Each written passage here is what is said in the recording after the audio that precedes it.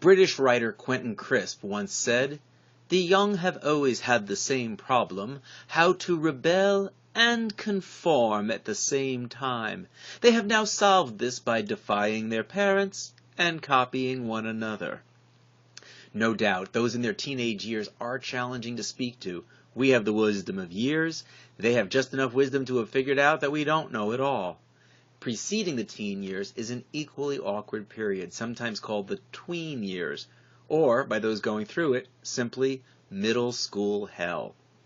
So how do we communicate with that age bracket that just doesn't want to listen? My guests today are two women who do it every day at work, and we'll hear from them right after my public speaking tip of the week here on Full Speech Ahead, so stay tuned. Ask not what your country can do for you. Ask what you can do for your country. Free at last! Free at last! Thank God Almighty! We are free at last! Mr. Gorbachev, tear down this wall. We've got to take the neighborhood back. So my children will not be afraid to say the word AIDS when I am gone. Each one of you has your own platform. Mine is a stage in a studio. Yours is wherever you are.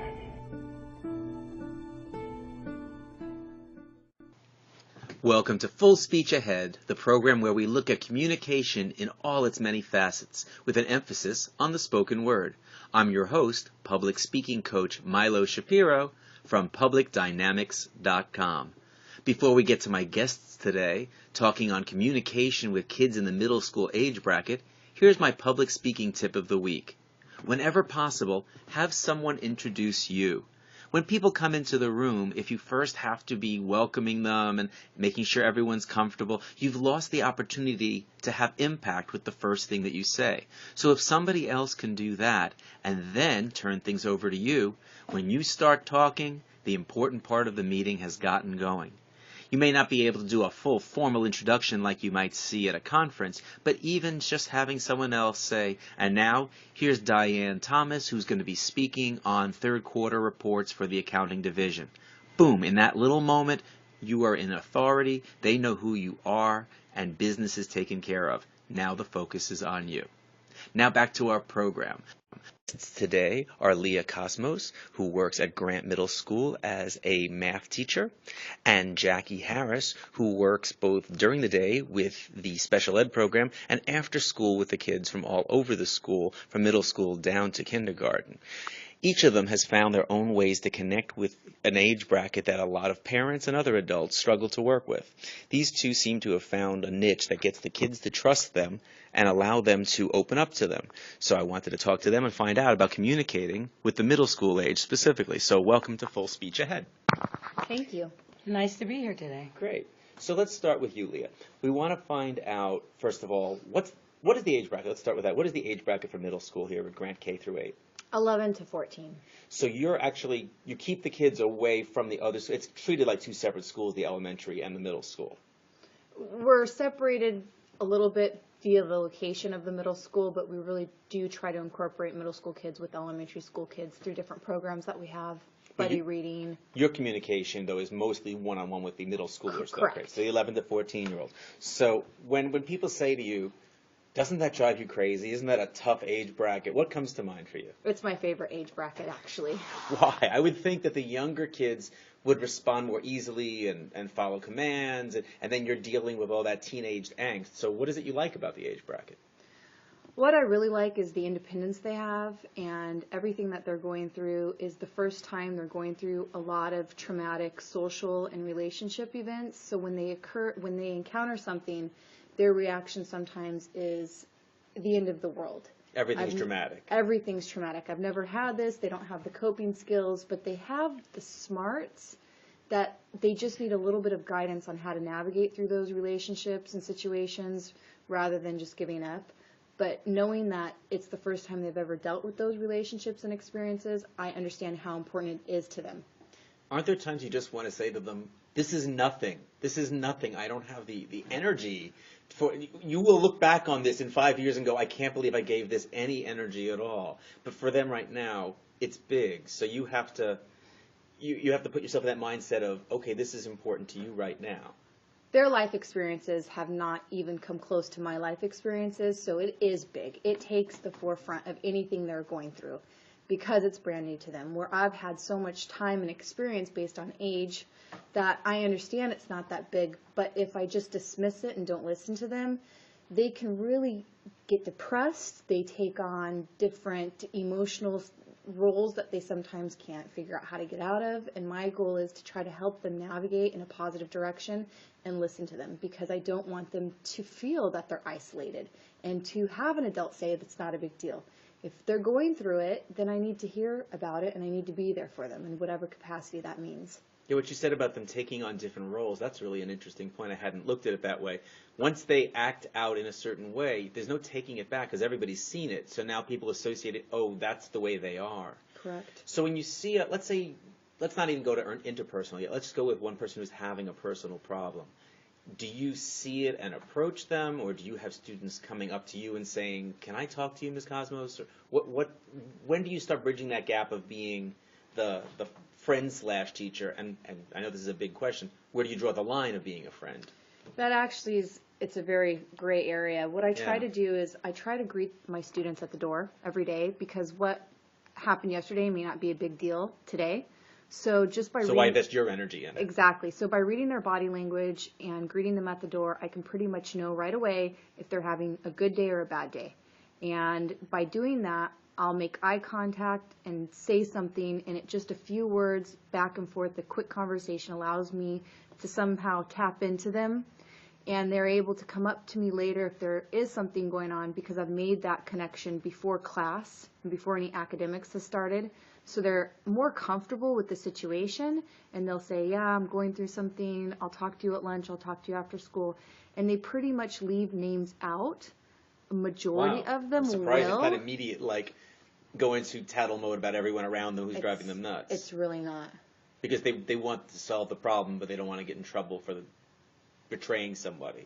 And exactly, I believe they feel that it's tattletaling, and at this age they're really grappling with becoming an independent adult, which they're not yet because they don't have the skills necessary, but they're still kids.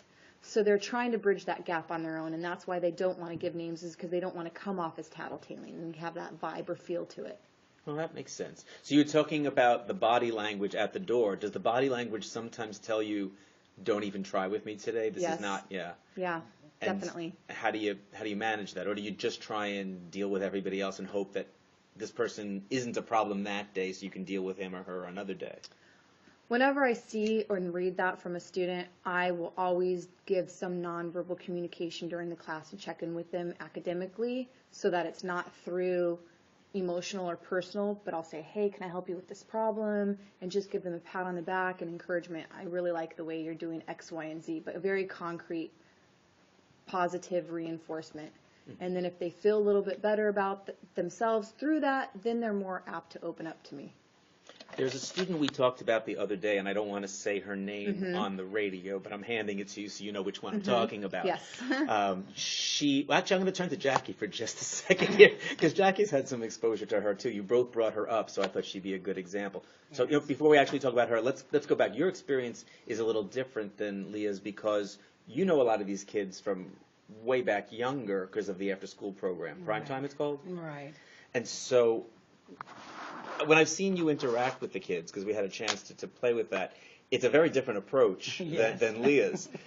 Leah seems to be the, I'm your older friend, and come and talk to me, and you're the, I'm not taking any nonsense from you, and somehow you get their respect, and then they come to you. Yes. So when you have kids who are acting, let's go back a little bit. Let's say you've got 4th and 5th graders who eventually be Leah's students, and they're acting out. What's your approach with them? Well, I agree with Ms. Cosmos and a lot of the things she said, but I think that body language and knowing when there's an issue, people don't act out without a reason. We may not understand what their reasoning is, but when someone's acting out, I always approach them and say, it's okay if you're having a bad day. It's okay if I'm here if you want to talk about it. I always put myself out there, but I don't push myself. You can almost tell when they want to be approached. You made that clear as well. Sometimes they don't want to, but if you go up and you say, you might be having a bad day. If you don't want to talk about it now, catch me. You can, anytime you want to talk, I'm there. And every kid on this campus will tell you that I will listen. Yeah, Leah was saying to me that they have a chance to talk to you, that they easily go to you. That was one of the reasons I wanted to approach you, too. They always come to me, and they talk to you about hard subjects for them.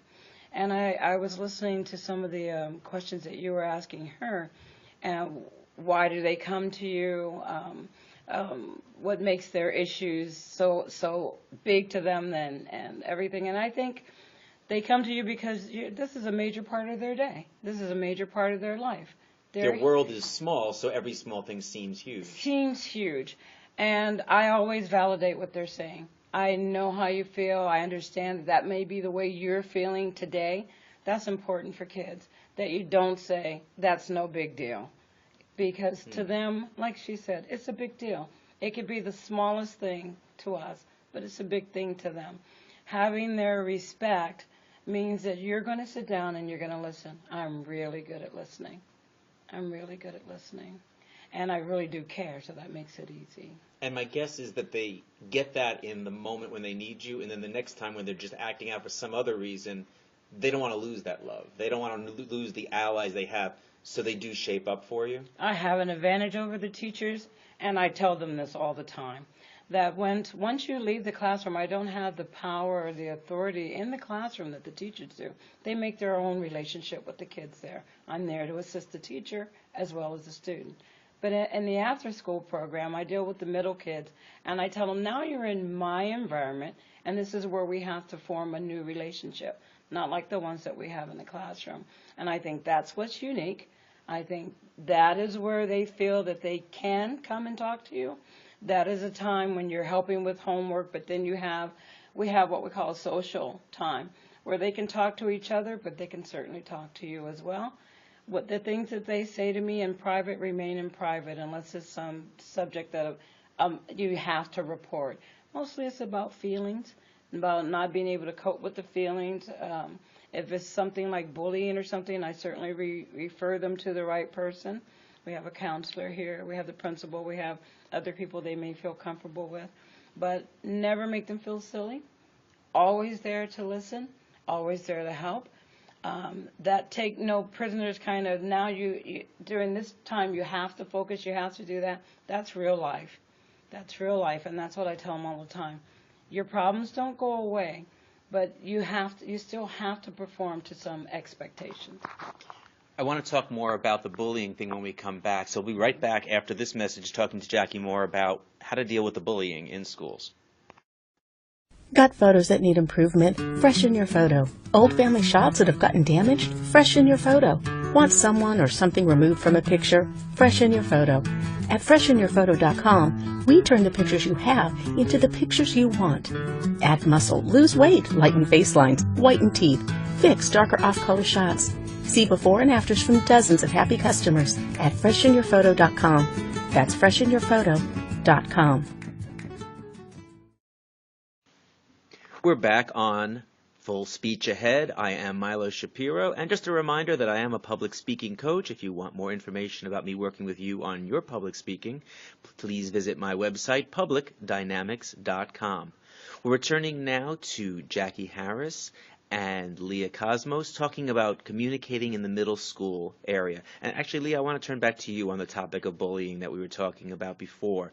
How do you handle it when you see it happening? Because there's the tattling side of it, and then there's I see it happening and nobody's coming to me. What happens when you see it happening? Do you start more often talking to the perpetrator or to the person who's on the receiving end of it? I obviously start by talking to the perpetrator, because in order for them to be aware of what's going on and interpretation and perception of the other person, I have to start with the person who's doing it. And oftentimes I find out that there's massive amounts of problems in their life, and that this is just a projection of how awful they feel. And unfortunately, they project it onto a person where they find something in a quality in that other student that just ticks them off, something that they want or desire or envy. And so they purposely go after that student because they have something that the bully wants. So it's actually about I'm surprised to hear you use the word envy, although I guess that kind of makes sense. I pick on somebody to demote them in some way because of the fact that they have something that I wish I had more of. So how do you deal with that when you get that person? Well, how do you get to the point where the person sort of admits that you even figure that out? They typically don't admit it. It all depends on how you approach them, because if you back them into a corner, they always come out being very defensive and they will not open up. But I typically start by saying, I notice that you're not feeling that good, and typically when you pick on someone else, it's because you don't feel that good about something going on in your life. And then I try to tell them, we're all human beings. I have things that I don't feel good about, and it's situational. And sometimes there's periods in my life where I feel great, and sometimes there's periods in my life that don't feel so great, and it's situations that I can't control. So we talk about those situations that you can't control. What can you do to better yourself and raise above that situation rather than bringing someone down with you? I can both see that being amazingly effective and rolling eyes because you're not one of their peers. How do you cross that barrier of getting them to say, I'm actually going to hear what Ms. Cosmos has to say, rather than just tolerating this so I can get get out the door? It's completely up to them, because exactly what you said, sometimes they're receptive and sometimes they do roll their eyes. So I have to give them their time to approach me. But making a safe environment for all students, it's just not tolerated in my classroom or on campus when I see it. That's why I always go to the perpetrator first. And then as soon as I talk to the perpetrator and figure out what's going on, I always give the kids some skills, the victim some skills, because there's always going to be times in our life where we're picked on, whether it's by a peer, targeted by a boss, and what do we do to really raise above it and empower ourselves if we are a victim in those situations? So you mentioned in there about them coming back to you. Do you get that where you try and talk to them in the moment and it's just not landing, but there's a knock on the door later and they want to talk? Or if you don't get them in the moment, you might not get them at all? No, typically the way it happens is if I don't get them in the moment, they keep on bullying. And then another situation arises, and then we have another conversation, but I will... So that's your chances when another situation arises, I guess. Unfortunately, that's it. And until they get to that breaking point where they're just so angry, and usually the bullying comes from just being so angry, and then if I can break past that anger, then there's sadness and pain and hurt. And then once they get to that emotional height, then there's some healing and some real conversations that can occur. But in terms of the level of anger, I don't know where they are when the first situation happens that I'm made aware of, or what stage they're in at that point. We touched in the first segment on the idea of where do you cross the line of teacher who has to get across, in your case, when all said and done, you're supposed to be covering algebra and exponentials and all of that, and all of this is going on. So it's sort of like a triangle. It was, I want to be their friend, I want to be their therapist, I want to be their teacher. How do you not let one cross over to the point where the other ones aren't being successful? Well, I actually never want to be their friend, and I know you used that in the first segment. Yeah. I actually never, ever want to be their friend, because I define friends as very different than what a student-teacher relationship is. My friends, I don't get the same conversations and the same dynamics from my friends that I do from these kids. So it's not that I want to be their friend. I want to be a positive role model that they can trust, a person that's older than them, that has had a lot of experiences. And unfortunately, is what I tell them, this is a different generation. They're going through different things that I've never done and gone through before. For instance, a lot of bullying now is texting, cyberbullying. That didn't exist when I was growing up. But the feelings and the emotions were still the same. But what they're coming across that I didn't have experience with is once it gets into the cyber world or to the texting world, they're losing any type of control over that situation. Because people forward them? Exactly, the victims are. So then it just kind of spins out of control. So I try to understand that and listen to how it's impacting them.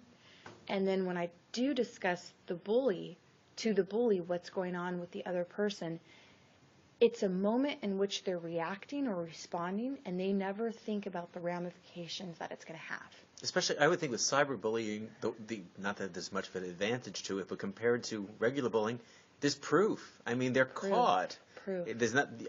There isn't any of the, I never said that, really, because here it is on their phone. Exactly, but the only part that gets a little confusing is when they keep on getting forwarded, you don't know where the original one came from.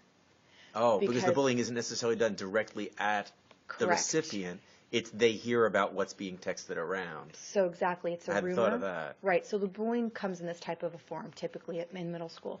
It's a rumor that will get passed around. Mm-hmm. Or it's a nasty picture because these girls will be provoked by a boy. Hey, if you show me something provocative, I'll be your boyfriend, or they'll coax them into sending them something provocative, which they really shouldn't, and then those pictures get passed around. And this is middle school. I mean, that's pretty young. The girls are willing to take those pictures in middle school just to get a boyfriend. That's really kind of shocking in itself. Cleavage shots, but I still think that's pretty provocative for middle school. Yes. And with going online to try to discover who sent the original text, most cell phone companies don't allow you to view text messages. They only allow you to look at phone logs, not texting logs. So it's really hard to trace back who's the initial perpetrator. But when a child's in front of me face to face and when a bullying is occurring, that person the victim typically knows where it starts. If it's not a rumor but an interaction that they've had, they can typically pinpoint, I had that interaction with so-and-so, so I know pretty much where it came from. So do you try and get that person aside, or is the fact that you don't have proof going to mean that you're not going to want to tackle that one-on-one with that person? You know, that's the difficulty. It's such a gray area. Usually I spend more time with the person who's being bullied at that point in time because it's such what's it called, a cat and mouse chase. You really don't know. And at the same time, you have this child who's hurting, whose pictures are being spread or rumors are being spread about them that just aren't true, or the pictures, obviously, that they can't ever take back. And it's really difficult because you want to heal and mend and say, now that you've made this mistake by sending pictures or this is an untrue rumor, you've got to rise above it and get a network of friends that are going to support you no matter what and not fall into this category of people who believe these rumors. So to allow them to feel good about themselves despite the fact that something that's out of their control is out there, instead of trying to control it, which is an endless chase, to say, now that this is out there, how do you move on? Yes, and what I always tell them, and a lot of them don't believe me, but this is true just from having taught middle school for 12 years, there's going to be new news next week. If they can just ride the current, this will pass and something new will come up, and hopefully it's not about them. And so if they can just lay under the radar, and the less they react, the better. And I know that's unfortunate, but because when you cannot pinpoint exactly who it comes from or where it started, so if they can rise above it, and then of course when you can pinpoint it, which is oftentimes not the perpetrator, then you're able to take some actions against that person, but oftentimes they go unpunished. Right.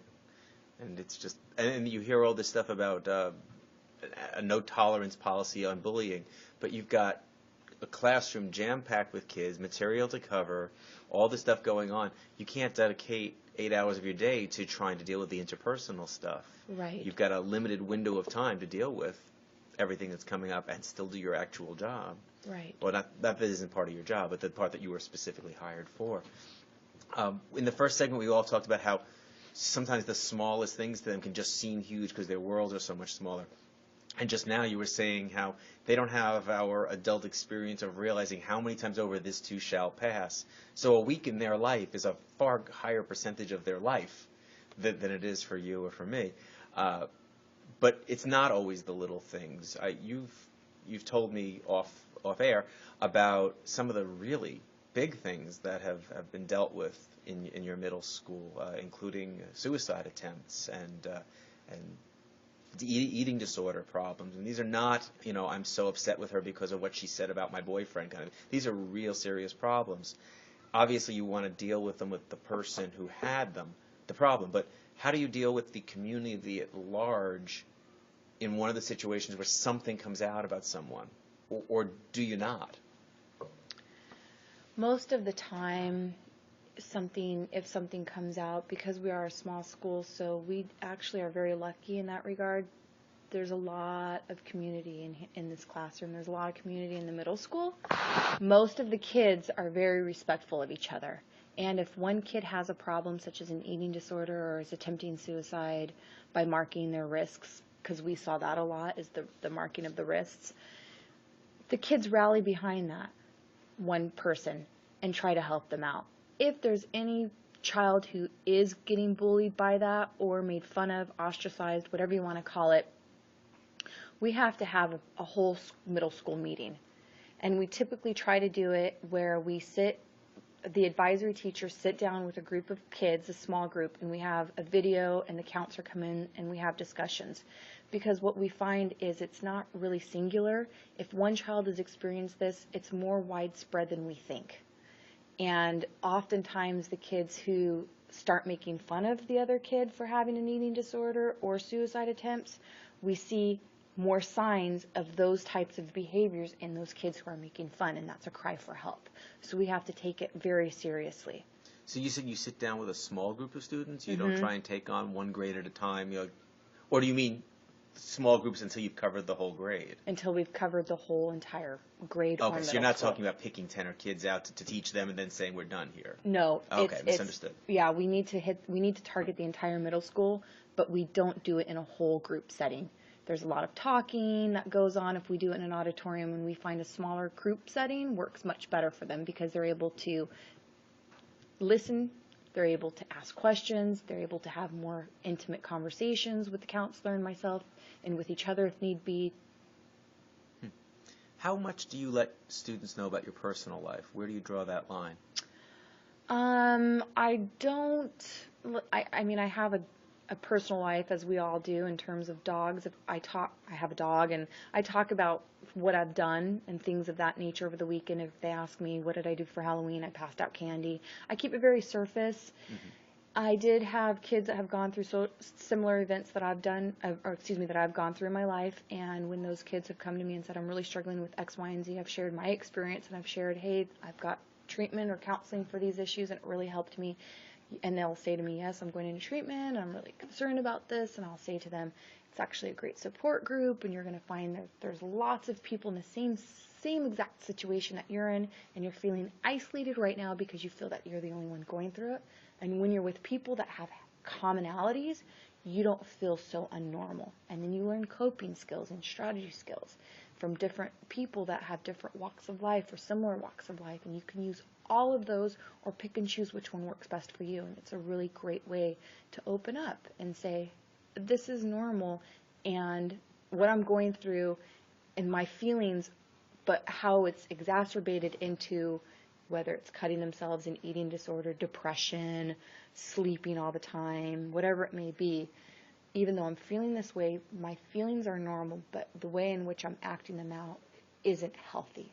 So let me go through these feelings, but find more healthy avenues in which to feel better about myself rather than overeating or not eating or cutting myself or sleeping too much or withdrawing from my friends.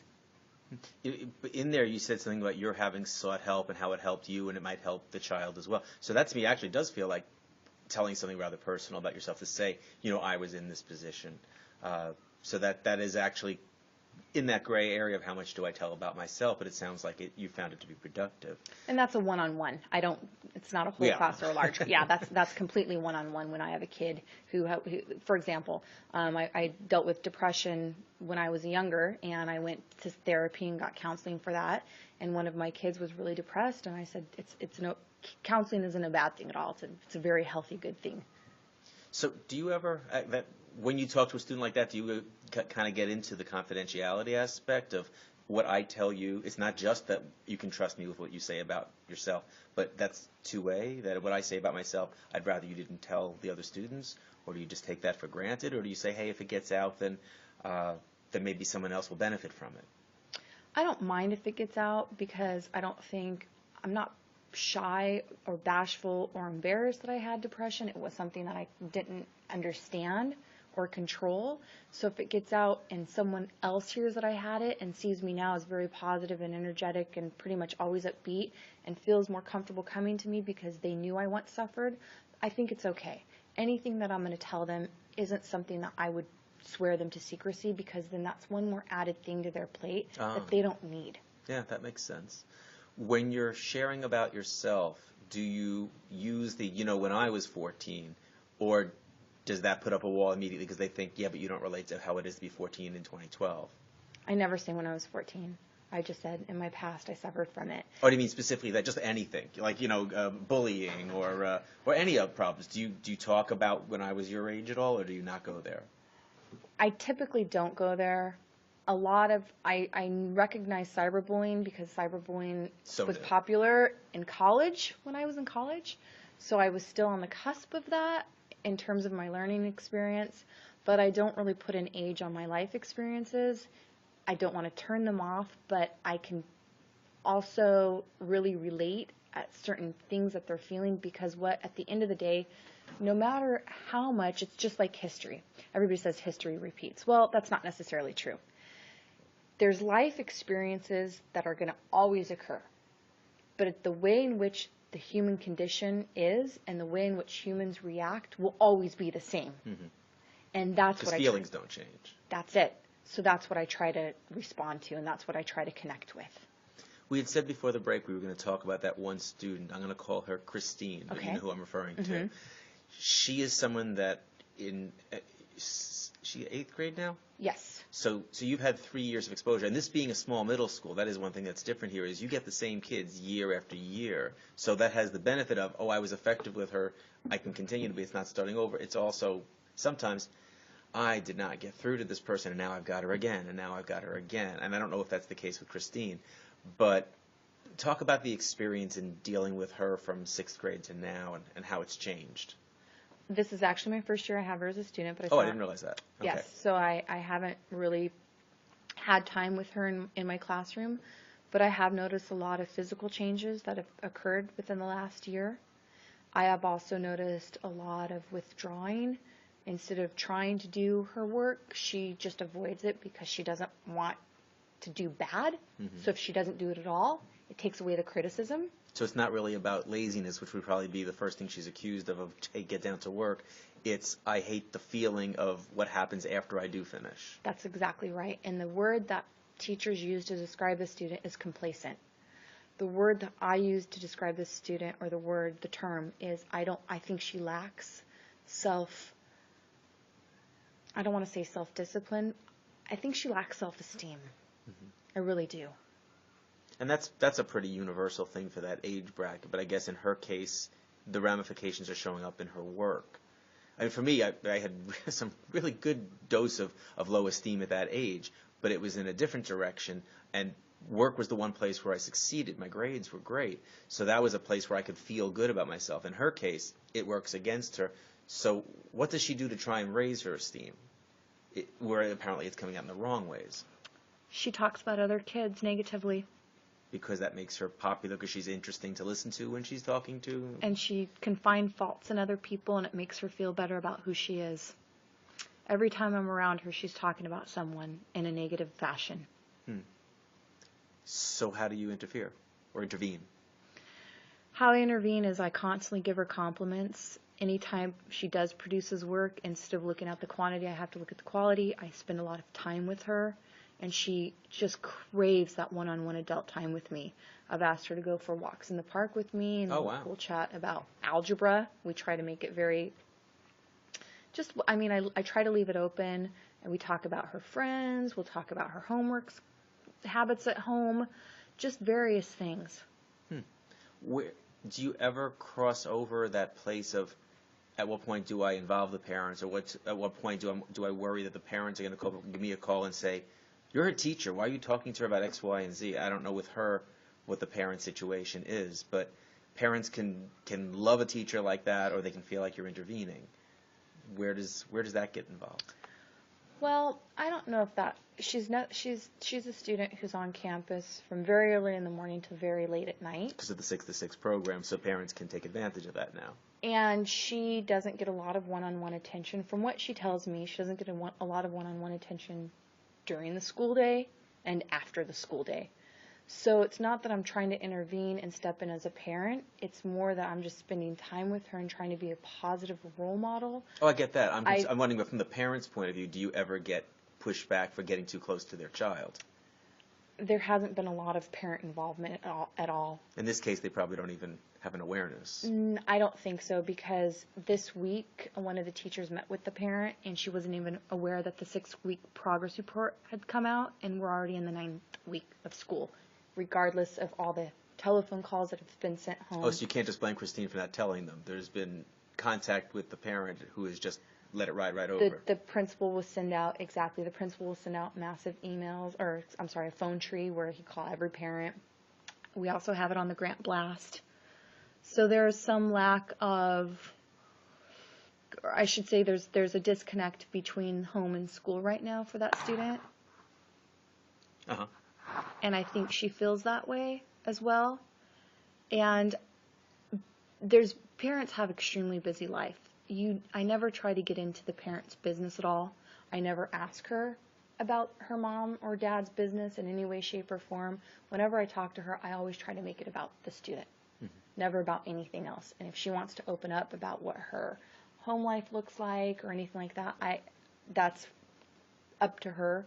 But the conversation usually never quite goes down that path, because I try to tailor it more about her rather than situations she can't control. And her home life is a situation she can't control. Nor can you. Nor can I. Yeah. So I've never had any flack from the parents on whether I spend time with her or inappropriate conversations, because I don't feel the conversations have been inappropriate.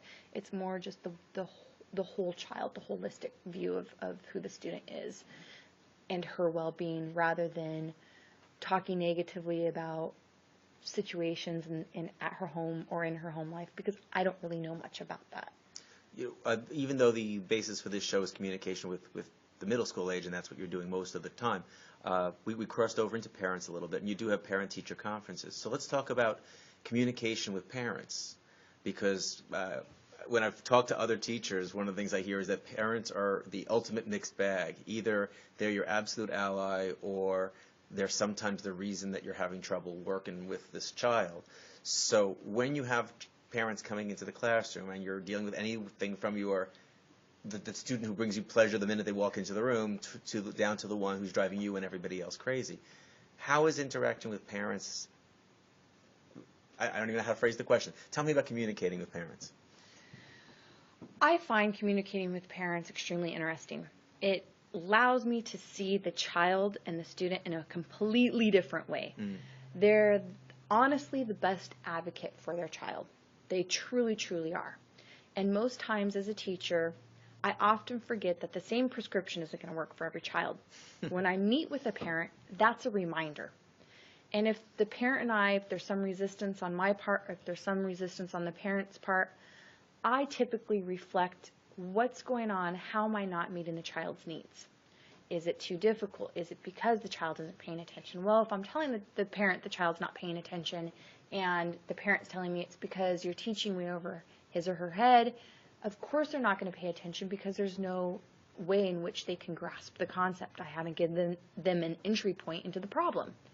So a lot of times there's usually a follow-up. If there's any resistance on either one of our parts, I like to follow up with the parents, because if I can't work with the parent, and the parent being the child's best advocate, then I'm really not doing a service to them, to either one of them. And I need to figure out what's going on in my teaching. Now, does that mean I've never had a parent angry with me? Absolutely. But I have to figure out why. And I have to figure out where my error was, if they're reacting emotionally, if they're reacting intellectually, what merit does their reaction have. But it usually doesn't occur during the meeting. It occurs during my reflection. And then I have a follow-up meeting where it's really honest, where I said, okay, you're absolutely right. I didn't think about it in this light, and I could have done a much better job. I can't go and change the past, but I can change the way in which I interact and teach your child from here on out. let's come up with a plan that's going to work for both in the classroom and at home. What types of things anger parents? Because, again, we were talking about the fact that the classroom is this microcosm of life. It's way beyond, you didn't explain how to do a polynomial, in an effective way. So what kind of things upset parents that you have to deal with in a communication with them or the child? This is a great question. The parents will often have a complaint about the homework and ask me to tutor their child. And typically 90% of the time, their child doesn't pay attention in class. I'm not going to tutor them if they're not paying attention in class because it's a waste of my time and I feel taken advantage of and used. Because homework is a time for the parent to sit and do homework with their child. Which a lot of parents don't see it that way. They see it as the school was supposed to be teaching them, and then they have their homework. Why is it my job too? And I'm not saying I agree with that, yeah. But I've heard that from parents. Like, I feel like I have to come home and be the teacher too.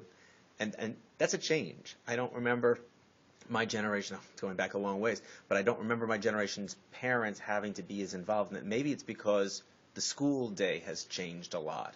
I feel like we got it at school, and then we were prepared to go do our homework more. But I think the environment of school maybe has changed from things that I've heard from you and other teachers compared to 20, 30, 40 years ago. I think it's the standardized testing. I really think that's the culprit of what's going on. We are held to high standards, and the students are held to high standards, and if our test scores are low, then there's a lot of negativity and rift that comes from that, and consequences, unfortunately. But going back to what you said about the parents feeling that it's not their responsibility, children, with my philosophy is I do to, with, and by. I show it to them, I do it with them, and then the full mastery comes when they're able to do it by themselves. And oftentimes, having taught for 12 years, the generation has changed, unfortunately. Well, even in 12 years, you're noticing it. Huge change. So me going back to middle school 30, 40 years ago, it's not even a similar comparison. Kids today have more of a sense of entitlement. They get electronics at an early age without any expectations of working hard or doing chores, or not every child, but they're given very expensive things without having to work hard for them. And what I mean by that is school and homework, that's a responsibility. That's not an extra. That's what's expected of a child. And a lot of parents say, well, if you do your homework, I'm going to give you a reward. I don't. And years ago, when I first started teaching, it was expected that children did their homework. If they did their homework and then they did an extra chore that wasn't on the chore list, then they got a reward because they were working past what the expectations was. Where now, if they do what their normal responsibilities are, they are given perks.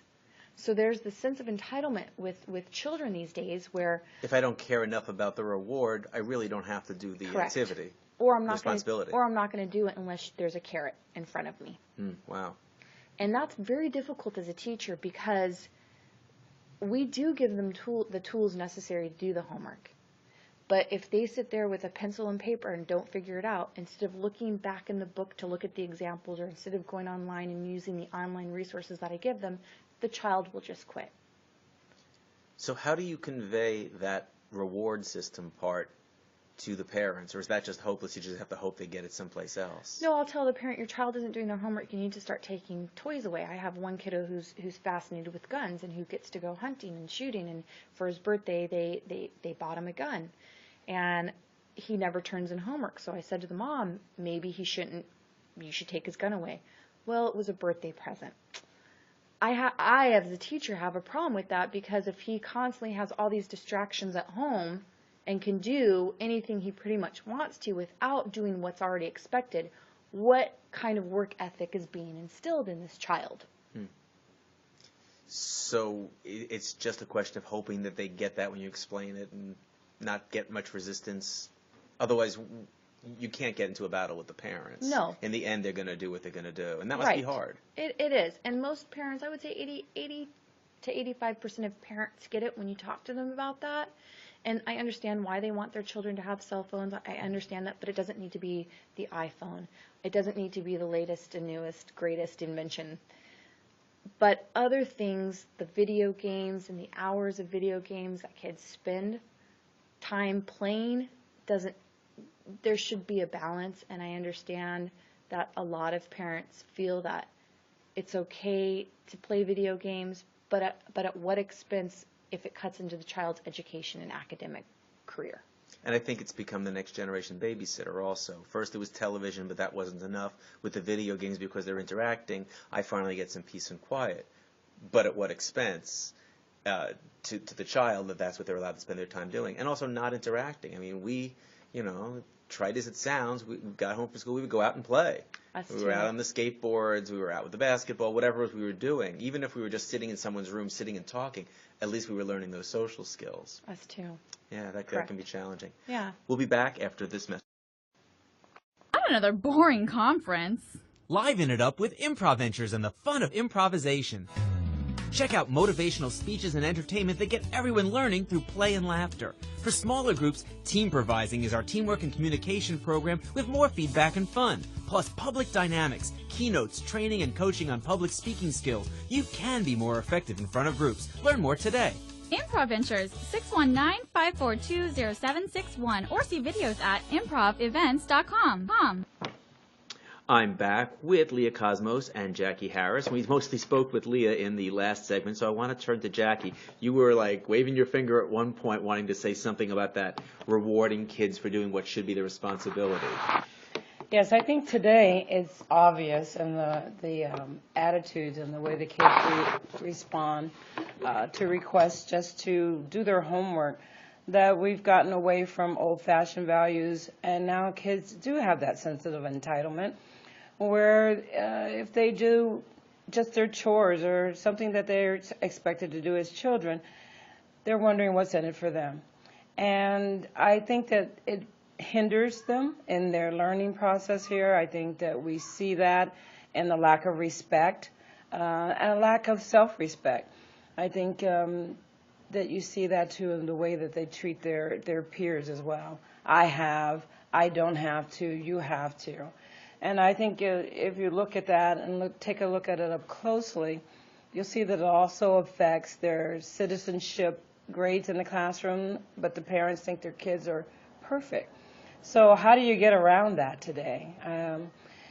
My way of dealing with it when I'm in charge of the kids, when they're under my primetime authority, is that I let them know that you do things because you're going to feel better about it. It's all for you.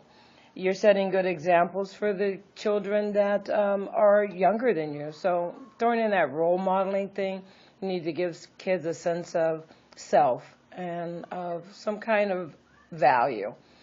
But do they, if you say to them, you need to pick up that trash and it's why should I, and it's because you're going to feel better about yourself if you do it. When they finish picking up the trash, if they don't feel any better, I guess maybe it has to be on a regular basis to the point where they feel, in that moment, how do you make them actually believe they feel better? Okay. Sometimes they don't actually feel better because they picked up a piece of trash. Let's get real. But I'm fond of having little chats with the children. I'm lucky enough to have that time, to have little chats with the children, to let them, give them little moral stories. Because primetime is different. You don't have to cover material the same way that Leah does. No, I don't. We do homework blocks, and then we do social blocks. And I take that time, and I get all the kids' attention. And we talk about being community, being like a big family here. You don't have to like everybody. A lot of kids really don't like themselves. Go on. Sorry, that was just my phone blinging, sorry. Yeah. Some kids are not really happy with themselves. They're in this kind of nether world between being a child as we see them, and in their minds they're like little adults. So we're just trying to bridge that gap by saying, it's like family over here. When we ask them to clean up, this is your house. This is your place. So sometimes you don't like what you're doing, but you do it for the good of everybody, the whole family. Give them a sense of ownership. That's right. That's right.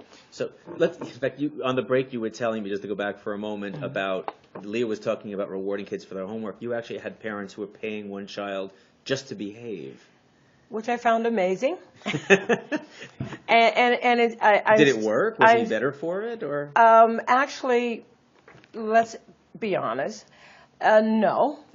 I can't say I'm surprised. No, he wasn't. But you know what? It had gotten into such a predicament because, and this is a problem, where the home and the school are working at odds against each other. We try to teach the kids that you don't work so much for the reward, you work to make yourself feel better, to do well, to excel, to know that it's a learning process, that you have to know how to add before you can subtract, and then you have to know how to add and subtract before you can do multiplication. It's a learning process. That process is interrupted when you throw in the reward system, especially money, or, and this one kid was getting like $20 a day just to behave, but then the teachers... $20 a day. $20 a day just to behave. This is a true story. Goodness. I want you to know this is a true story. But then the teachers felt like he acted so terribly if they were to record bad behavior. Oh, so they were paying the price for not rewarding him through the parents. Exactly. Wow, exactly. that puts them in a real losing situation. It put everything in a losing. Once you've marked him down that he's lost the $20 for that day, he's going to be a terror the rest of the day. And that's exactly what we have. A terror the rest of the day, and progressively worse, because I'm sure as the day went on, he thought about the things he would not have access to because he didn't have that. Wow. Maybe he needed to $20. make $2 every 15 minutes, so at least he had a chance in any 15-minute window to make his $2. Oh, my gosh, he was making pretty much what your cafeteria workers are making, just for behaving. Well, I was jealous. If I could get the job. However, I'm sure you behave quite well and you make your $20. But, but getting back to... Hold on one moment. Apologies to my listeners. A student walked in, and I got to actually see Jackie interacting with him. So that was not like the kind of rapport I used to remember with my teachers. You were giving them a hard time. And they love it.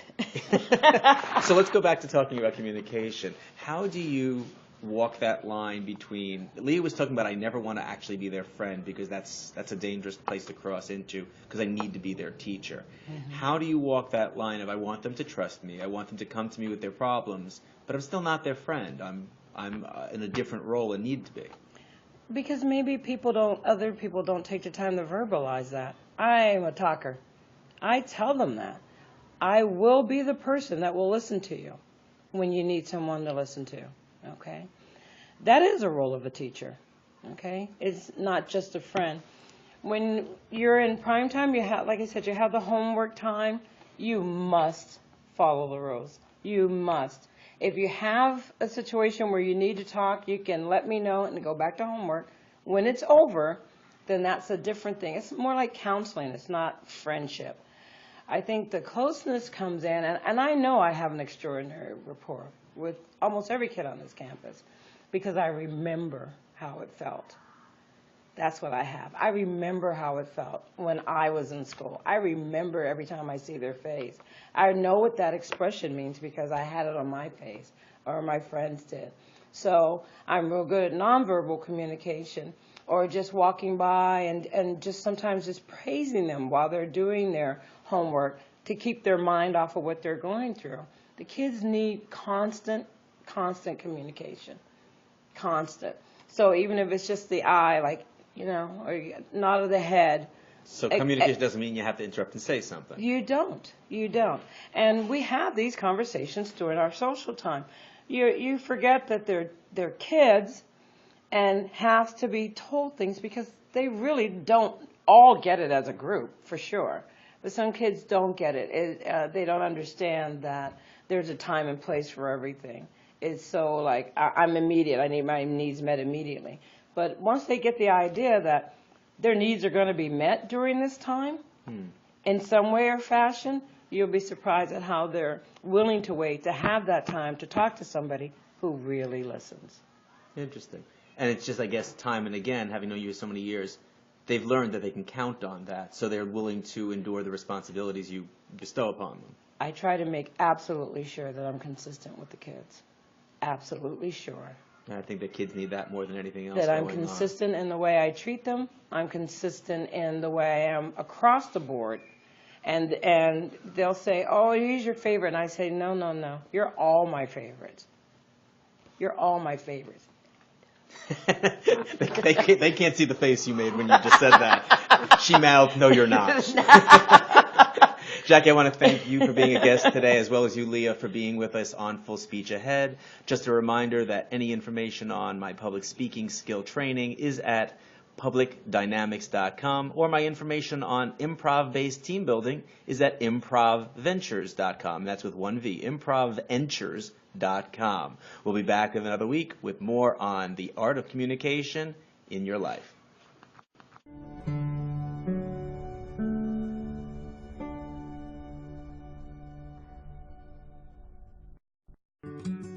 Got photos that need improvement? Freshen your photo. Old family shots that have gotten damaged? Freshen your photo. Want someone or something removed from a picture? Freshen your photo. At freshenyourphoto.com, we turn the pictures you have into the pictures you want. Add muscle, lose weight, lighten face lines, whiten teeth, fix darker off-color shots. See before and afters from dozens of happy customers at freshenyourphoto.com. That's freshenyourphoto.com.